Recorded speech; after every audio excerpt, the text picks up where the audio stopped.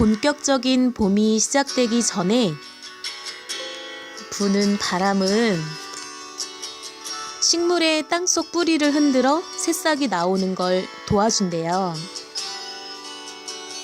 지금 무언가에 세차게 흔들리고 있다면 얼마 지나지 않아 푸릇한 새살이 돋아오르겠죠?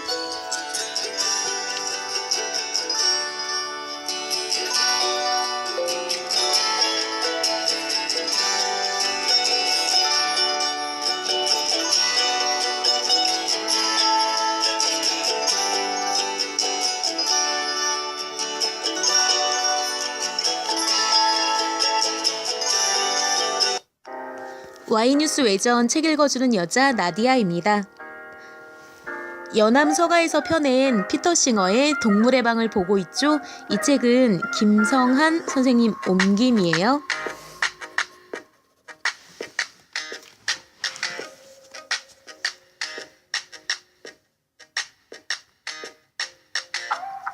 오늘은 제2장 연구를 위한 도구에서 동물 실험이 정당화될 수 있는 경우는 언제인가를 보도록 할게요.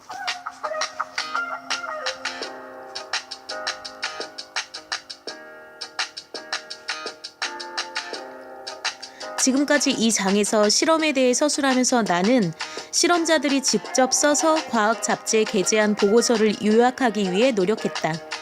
그와 같은 증거들이 과장됐다는 비판은 있을 수 없다.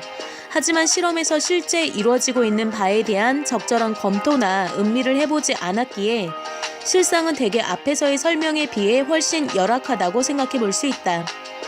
이는 1984년 펜실베니아 대학의 토머스 게나렐리가 수행했던 실험에서 극명하게 드러났다. 실험의 목적은 원숭이에게 머리에 손상을 가하고 난 뒤 손상의 특징을 검사해보는 것이었다. 공식적인 승인 문서에 따르면 실험자들은 머리에 손상을 입히기에 앞서 원숭이들을 마취시켜야 했다.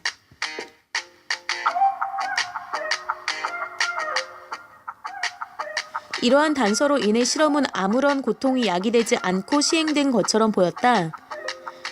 하지만 동물해방전선이라고 불리는 단체 회원들이 입수한 정보에 따르면 실상은 이와 달랐다. 그들은 게나렐리가 실험을 비디오 테이프에 담아 놓았다는 사실도 알고 있었다. 그들은 실험실에 침입해 테이프를 훔쳤다. 그 테이프에는 머리에 손상이 가해지기 전에 가죽끈으로 묶이면서 발버둥 치는 마취되지 않고 의식이 깨어있는 상태의 개코 원숭이의 모습이 담겨 있었다. 회원들은 외과 의사들이 노출된 뇌에 시술을 행하는 동안 마취에서 깨어났음이 분명한 원숭이들이 몸부림치는 모습을 보았다. 그들은 실험자들이 두려움에 떨고 있는, 고통을 받고 있는 원숭이들을 보면서 조롱하며 웃는 모습도 보았다. 비디오 테이프의 증거는 너무나도 명백했으며 이에 따라 보건복지부 장관은 게나렐리에 대한 재정 지원을 중단, 물론 이는 1년이 넘는 기간에 걸쳐 동물에 대한 윤리적 처우를 위한 사람들, 워싱턴 지부 사람들과 수많은 동물 문제 활동가들의 피땀 어린 노력을 통해 이루어진 결과였지만 말이다. 그때 이후 다른 사례들도 조명을 받게 되었는데 그러한 사례들은 대개 사직을 각오하고 실상을 폭로한 실험실에서 일하는 사람들의 내부 고발 정보에 근거한 것이다. 예를 들어 1986년 레슬리 페인, 그녀는 메릴랜드 로크빌에 있는 질레트 실험연구소의 동물관리 기술자였다. 페인은 직장을 그만두면서 실험실 내에서 촬영한 사진들을 동물해방론자들에게 제공했다. 사진은 질레트사에서 시행된 페이퍼메이트사 제품의 펜에 사용될 새로운 분홍 갈색 잉크 배합 실험을 보여주고 있다. 사진에서 실험자들은 잉크를 의식이 있는 토끼의 눈에 주입하고 있다. 잉크는 매우 자극성이 강했으며 이에 따라 일부 토끼들의 눈에서는 피 섞인 눈곱이 생겼다. 사람들은 동물에 대한 지독한 학대가 이루어지는 이와 같은 실험실이 얼마나 많이 있는지에 대해 단지 추측만 할 따름이다. 하지만 이제껏 그 누구도 이러한 학대에 대응하여 모종의 행동을 취할 만큼 용감하지는 못했다. 동물 실험이 정당화될 수 있는 경우는 언제인가? 시행되고 있는 수많은 실험들의 본질을 파악한 일부 사람들은 모든 동물 실험이 즉각 중단되어야 한다고 주장한다. 하지만 우리가 한치도 물러남이 없이 요구할 경우 실험자들에겐 다음과 같은 준비된 대응 방식이 있다. 그렇다면 한 마리의 동물에게 단 한 번의 실험으로 구할 수 있는 수천만의 인간들을 죽게 내버려둘 용의가 있는가? 물론 이는 철저하게 가설의 바탕을 둔 질문이다. 단 한 번의 실험으로 수천의 목숨을 구할 수 있었던 경우는 이제껏 없었고 또한 있을 수도 없다. 이러한 가설적인 질문에 답하는 방법은 또 다른 질문을 제기하는 것이다. 만약 수천의 목숨을 구할 수 있는 유일한 방법일 경우 실험자들은 6개월이 채 되지 않은 고아를 실험용으로 사용할 용의가 있는가? 만약 실험자들이 고아를 사용할 수 없다고 생각한다면 인간 아닌 동물을 사용하고자 하는 그들의 입장은 종에 기초한 정당화될 수 없는 형태의 차별을 드러내는 것이라 할 수 있다. 이렇게 말하는 이유는 성장한 유인원, 원숭이, 개, 고양이, 쥐, 다른 동물들은 인간의 유아에 비해 자신에게 무슨 일이 벌어지고 있는지를 잘 알고 있고 그들에 비해 더 자발적일 수 있는 능력을 지니고 있으며 최소한 인간의 유아 못지않게 고통을 민감하게 느낄 수 있기 때문이다. 나는 인간의 아이에 고아라는 조건을 달았는데 이는 부모의 감정을 개입시킴으로써 사태가 복잡해지는 것을 피하기 위한 조치다. 이와 같은 조건을 다는 것은 인간 아닌 동물 실험을 옹호하는 사람들에게 아주 많이 양보를 한 것이다. 왜냐하면 실험에 사용되는 포유류 또한 새끼가 매우 어린 시기에 이별이 이루어지는 경우가 많기 때문이다. 이는 어미와 새끼 모두에게 좌절감을 느끼게 한다. 아이의 잠재력을 내세워 실험을 하는 것이 잘못이라고 말하지 않는 이상 우리가 아는 한 인간의 유아는 성장한 인간 아닌 동물 이상의 도덕적인 배려와 관련한 중요한 특징들을 갖추고 있지 않다. 잠재력이라는 특징을 중요한 요소로 생각해야 하는지는 논쟁의 여지가 있다. 이를 중요하다고 생각한다면 유아에 대한 실험과 아울러 낙태 또한 비난해야 할 것이다. 왜냐하면 유아의 잠재력과 태아의 잠재력은 동일하기 때문이다. 하지만 이 문제를 지나치게 복잡하게 생각하지 않고자 한다면 원래의 질문을 약간 수정하여 다음과 같은 경우를 생각해 볼 필요가 있다. 유아가 회복될 수 없는 정도의 뇌 장애를 가지고 있어서 6개월 된 유아 수준의 이상의 지적 발달을 기대할 수 없다고 가정해보자. 불행하게도 이와 같은 유아들은 실제로 많이 있으며 전국 각지의 특별병동에 수용돼 있다. 그들의 일부는 부모와 친척들에게 버림을 받은 후 슬프게도 그 누구의 사랑도 받지 못하고 그렇게 수용돼 있다. 지적 장애가 있음에도 이 아이들의 해부학적, 생리학적 특성은 거의 모든 면에서 정상인들과 동일하다. 이 때문에 그들에게 다량의 바닥 광택제를 강제로 먹이거나 눈에 화장품 농축액을 떨어뜨려 결과를 확인할 경우 인간에 대한 안전도를 나타내주는 매우 신뢰할 만한 지표를 얻게 될 것이다. 이는 현재 다른 여러 종을 대상으로 한 실험 결과로부터 얻게 되는 자료보다도 더 신뢰할 수 있을 것이다. LD50 실험, 드레이즈 눈 실험, 방사능 실험, 가열 실험, 이 장 전반부에서 서술한 다른 많은 실험들을 개나 토끼 대신 심각한 뇌 손상을 입은 사람들을 대상으로 시행할 경우 인간의 반응에 대한 더 많은 정보를 얻을 수 있을 것이다.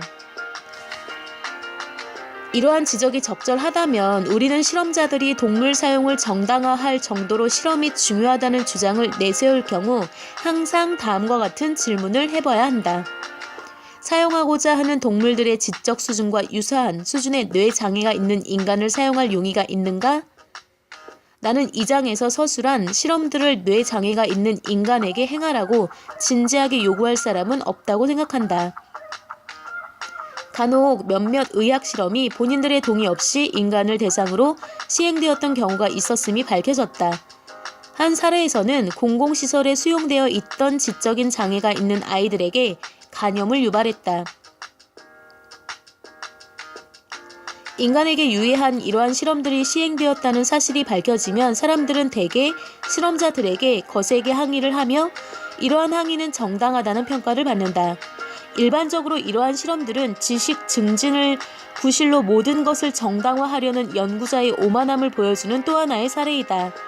그런데 만약 실험자들이 동물에게 고통을 야기하는 것을 정당화할 만큼 실험이 중요하다고 주장한다면 동일한 지적 수준에 있는 인간에게 고통을 야기하는 실험에도 동일한 주장을 제기할 수 있어야 한다. 하지만 이를 안 된다고 생각해야 하는 이유는 무엇인가? 양자 간의 차이는 도대체 무엇인가? 한쪽은 우리 종의 구성원이고 다른 한쪽은 아니라는 단지 그 이유 때문인가? 하지만 그와 같은 차이에 호소한다는 것은 인종차별주의나 다른 형태의 임의적인 차별과 마찬가지로 옹호될 수 없는 편견을 드러내는 것이다.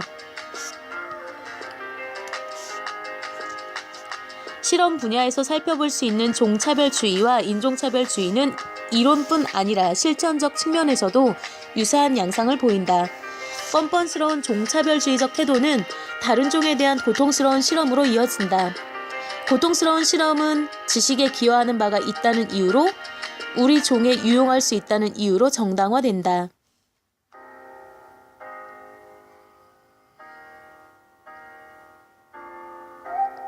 나치 체제 하에서의 독일에서는 약 200명에 가까운 의사들이 그 중에는 의학계의 세계적 권위자도 포함되어 있었다. 유대인과 러시아인, 폴란드인 수용자들을 실험 대상으로 삼았다. 그들 외의 다른 수많은 의사들도 그러한 실험에 대해 알고 있었으며 그러한 실험 중 일부는 의과대학 강의 주제로 사용되기도 했다. 기록에 따르면 의사들은 이러한 소위 열등 인종들에게 소름 끼치는 상처를 야기한 방식에 대한 다른 의사들의 구두 보고를 묵묵히 들으며 앉아있다가 거기에서 얻을 수 있는 의학적 교훈에 대해 토론을 벌였다. 그 과정에서 실험의 비인도적인 특징에 대해 조그마한 항의라도 한 사람은 없었다.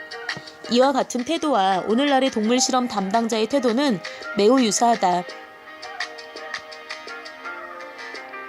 현재와 다를 바 없이 그 당시에도 실험자들은 실험 대상을 냉동하거나 가열했으며 감압실에 넣기도 했다. 또한 지금과 마찬가지로 그 당시에도 냉정한 전문적인 과학 용어로 그와 같은 실험들이 정리됐다. 다음 문장은 나치 과학자가 인간을 감압실에 넣고 행한 실험에 대해 쓴 보고서를 인용한 것이다. 5분 후 경련이 일어났다. 6분에서 10분 사이에 호흡이 가빠지면서 피실험자가 의식을 잃었다.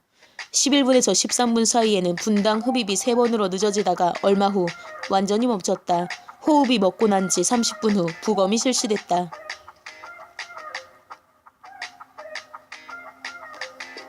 감압실 실험은 실험 대상이 인간 아닌 동물로 바뀌었을 뿐 나치가 패배한 후에도 종식되지 않았다. 예를 들어 영국의 타인 소재 뉴캐슬 대학에서는 과학자들이 돼지를 실험에 이용했다. 돼지는 9개월 동안 81번에 이르기까지 감압 실험 대상이 되었다. 모든 돼지들은 감압증에 시달렸으며 그중 일부는 이 병으로 죽어갔다. 이 사례는 위대한 유대인 작가 아이작 바셰비스 싱어가 동물에 대한 태도에 관한 한 모든 사람들은 나치다 라고 한 바를 너무나도 잘 보여주고 있다.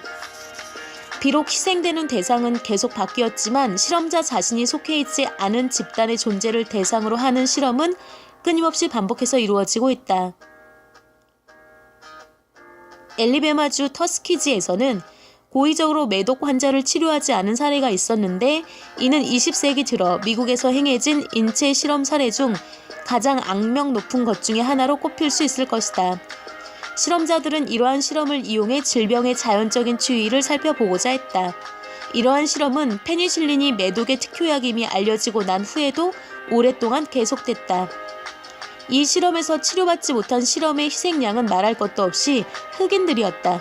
아마도 지난 10년 사이에 국제적으로 커다란 무리가 빚어진 인체 실험 사례를 들려고 한다면 1987년 뉴질랜드에서 진상이 밝혀진 인체 실험을 들 수 있을 것이다.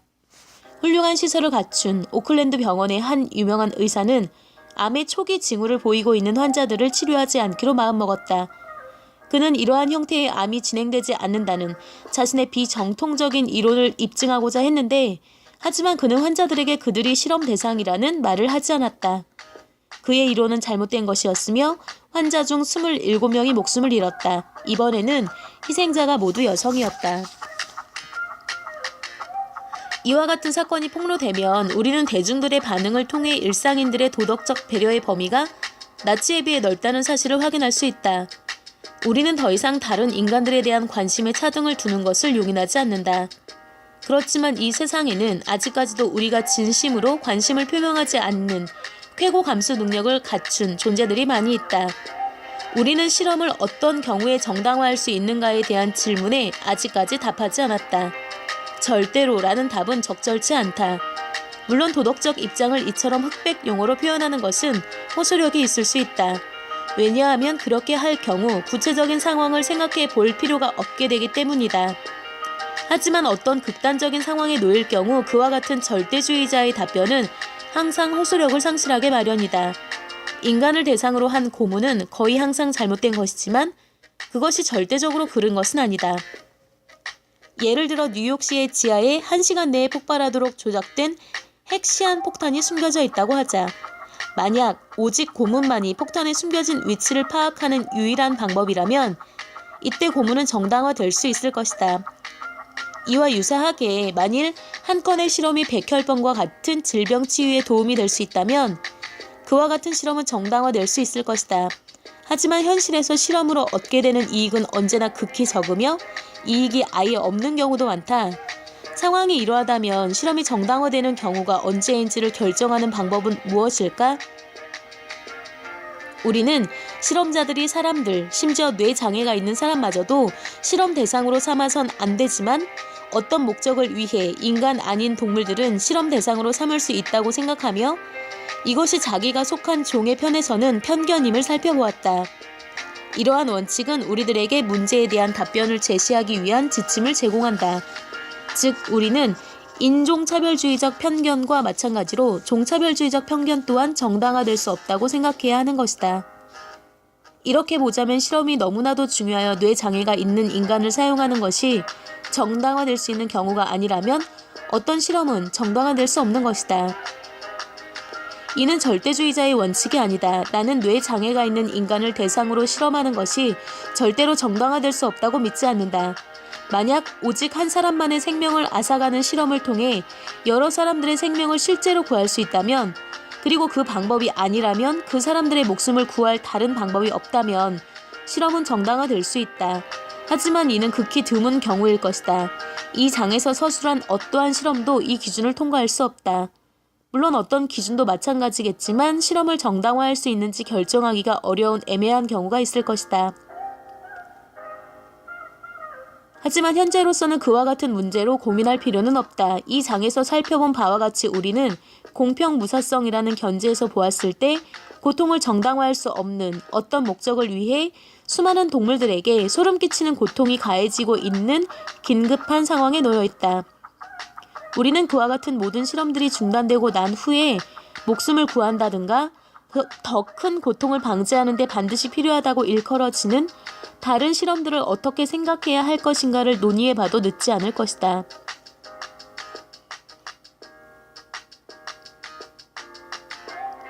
현재 실험에 대한 규제가 이루어지고 있지 않은 미국에서는 앞에서 서술한 모든 형태의 실험들이 허용되고 있다. 그곳에서는 최소한의 첫 단계로 동물복리 대표들이 포함된 윤리위원회의 사전 승인 없이는 어떠한 실험도 행할 수 없다는 조건을 만들고 산출 가능한 잠재적인 이익이 동물에 대한 해악을 능가하는지를 고려치 않았을 때는 실험 승인을 거부할 수 있는 권한을 위원회에 부여해야 할 것이다. 우리가 살펴본 바와 같이 이미 오스트레일리아와 스웨덴 같은 나라에서는 그러한 체계가 확립되어 있으며 그 나라의 과학 공동체는 그것이 공정하고 합당한 것임을 인정하고 있다. 물론 이 책의 윤리적 논의에 기초하여 고려해 볼 때에 그와 같은 체계는 이상과는 아직 거리가 멀다. 위원회의 동물복리 대표들은 다양한 입장을 견지하는 단체로부터 온다. 하지만 동물실험윤리위원회의 참가 초청에 동의하는 사람들은 어떤 뚜렷한 이유들로 인해 과격하지 않은 온건한 단체로부터 오는 경향이 있다. 그들 중에는 인간 아닌 동물들의 이익이 인간의 이익과 동등한 배려를 받을 자격이 있다고 생각하지 않는 사람들, 설령 양자의 이익이 동등하다고 생각하더라도 동물 실험 수행에 대한 판정을 내릴 때에는 위원회의 다른 위원들을 설득할 수 없기 때문에 자신들의 소신을 실천에 옮기는 것이 불가능하다고 생각하는 사람들이 있을 수 있다.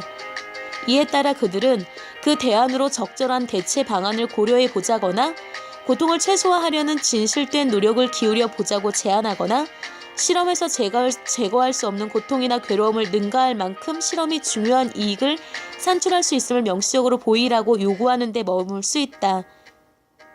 현재 활동하고 있는 동물실험윤리위원회는 인간의 잠재적 이익보다 동물의 고통을 가볍게 평가하면서 종차별주의라는 테두리 안에서 노력을 기울일 수밖에 없다. 하지만 설령 그렇다고 하더라도 위원회가 이와 같은 기준을 강조할 경우 현재 용인되고 있는 수많은 고통스러운 실험들이 제거될 수 있을 것이며 그 외 다른 실험들로 인해 야기된 고통을 줄일 수 있을 것이다.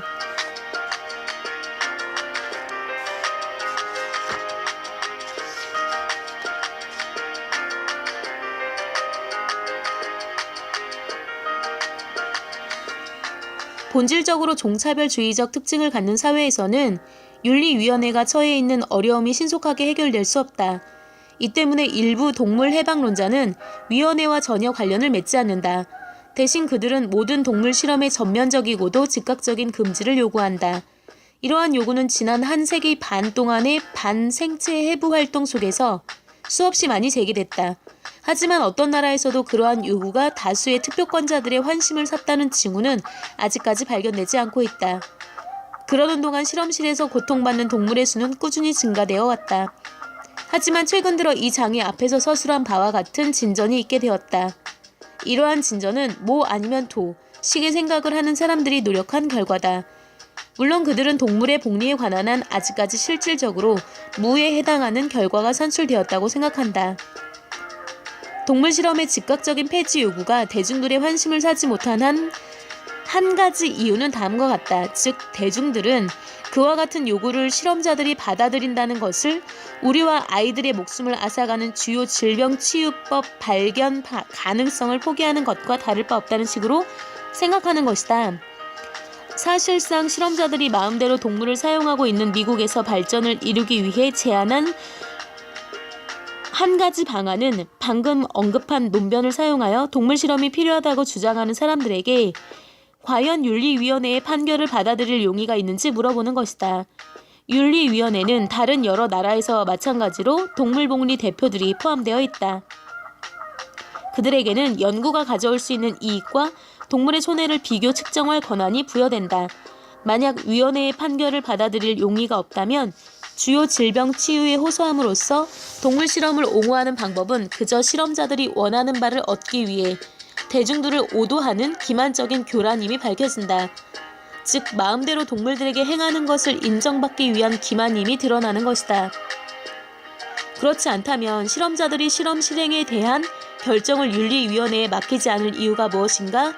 윤리위원회 위원들은 공동체에서 살아가는 다른 사람들 못지않게 주요 질병이 근절되기를 간절히 바라는 사람들이다.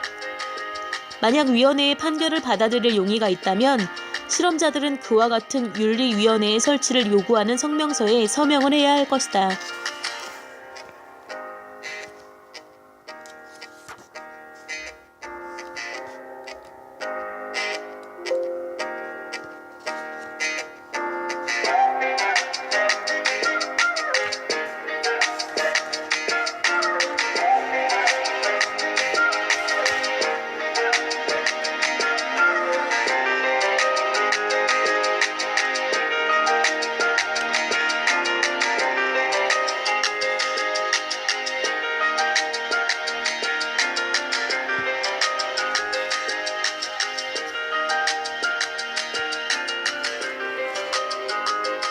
동물 실험이 정당화될 수 있는 때는 언제일까요?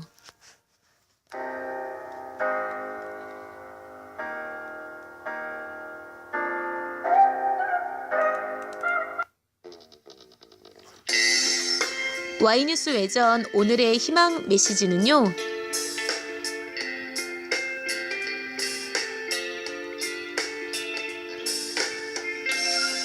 사람은 감정의 동물이다 입니다. 한쪽 뺨을 맞고 다른 쪽마저 내줄 수 있으신가요? 그게 인간이겠죠.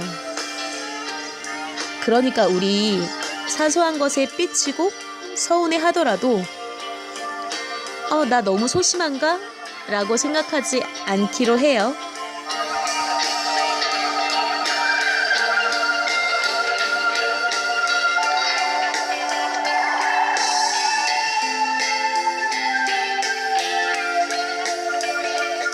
Y뉴스 외전 책 읽어주는 여자 85번째 시간은 여기까지입니다.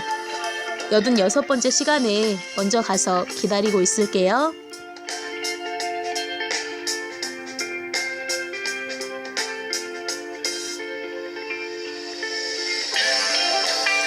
기억하세요. 여러분은 아주 특별합니다.